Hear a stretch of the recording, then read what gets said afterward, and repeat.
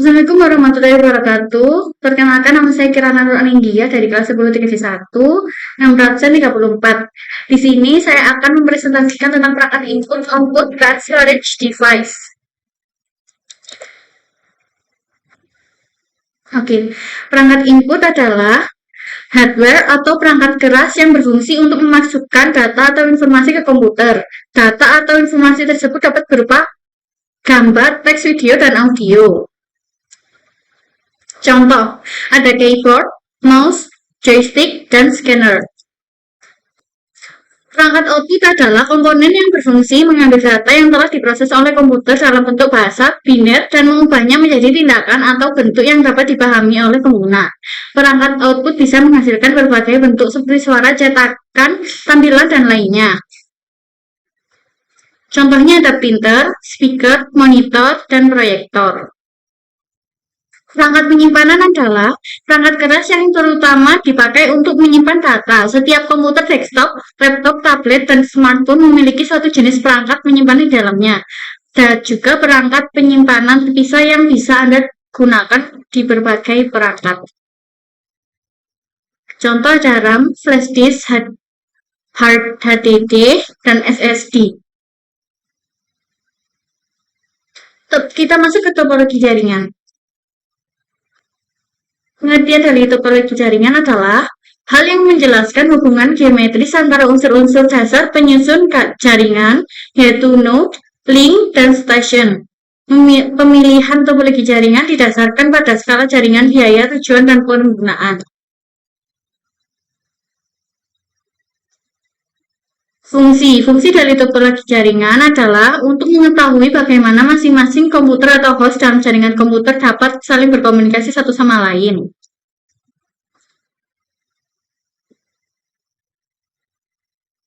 Topologi ring. Topologi ring atau sering disebut topologi cincin adalah jenis topologi jaringan yang digunakan untuk menghubungkan sebuah komputer dengan komputer lainnya dalam sebuah rangkaian yang berbentuk melingkar seperti cincin. Umumnya, jenis topologi jaringan ring ini hanya digunakan LAN card agar masing-masing komputer terkoneksi.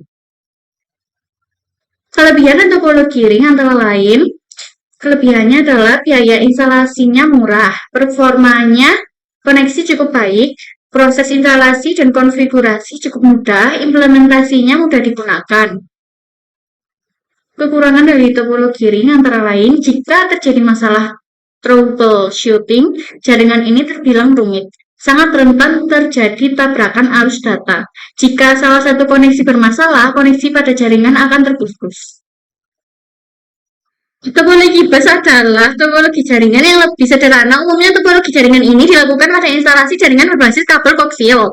Topologi bus menggunakan kabel koaksial pada sepanjang node client dan konektor. Jenis konektor yang digunakan adalah BNC, terminator, dan TBNC. Gambar topologi bus seperti di sini, sebelah kiri.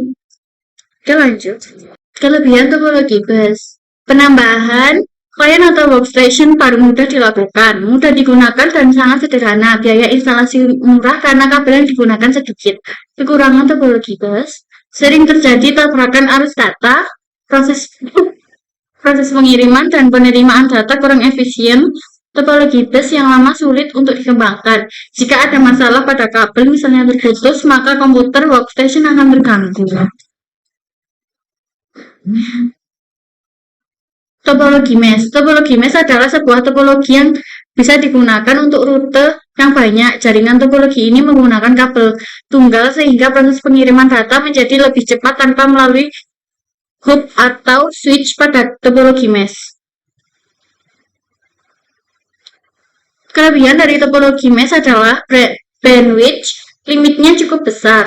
Security data pada topologi ini sangat baik, tidak terjadi tabrakan arus data karena jalur pengiriman data sangat banyak.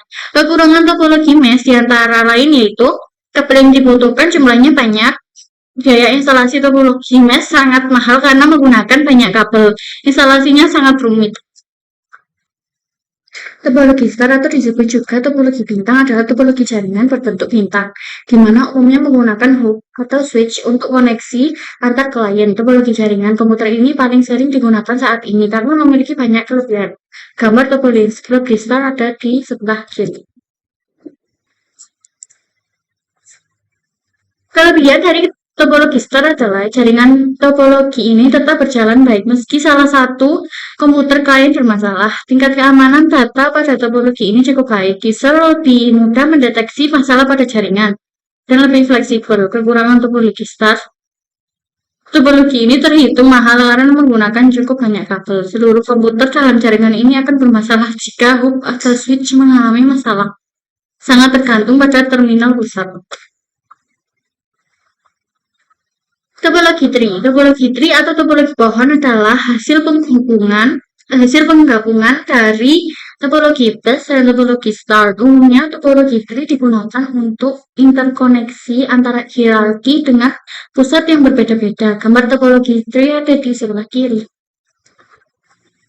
Kelebihan dan kekurangan topologi tree dapat dan mudah dikembangkan menjadi topologi jaringan yang lebih luas. Susunan topologi ini terpusat secara hierarki sehingga pengaturan data menjadi lebih mudah. Kekurangan topologi tree memiliki kinerja jaringan yang lambat, menggunakan kabel yang sangat banyak sehingga biaya instalasinya mahal. Kabel backbone merupakan sentral dari topologi ini. Bila komputer bagian atas bermasalah, maka komputer bagian bawah juga akan bermasalah. Topologi peer-to-peer. Topologi peer-to-peer adalah topologi jaringan yang sangat sederhana karena hanya menghubungkan dua komputer. Umumnya topologi peer-to-peer menggunakan satu kabel saja untuk menghubungkan kedua komputer agar bisa saling berbagi data. Gambar topologi peer-to-peer ada di sebelah kiri.